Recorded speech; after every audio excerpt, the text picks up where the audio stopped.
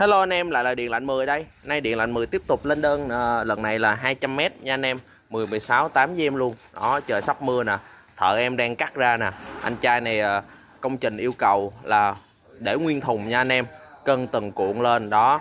16 8 với em là khoảng 4 kg 9 5 kg nha anh em.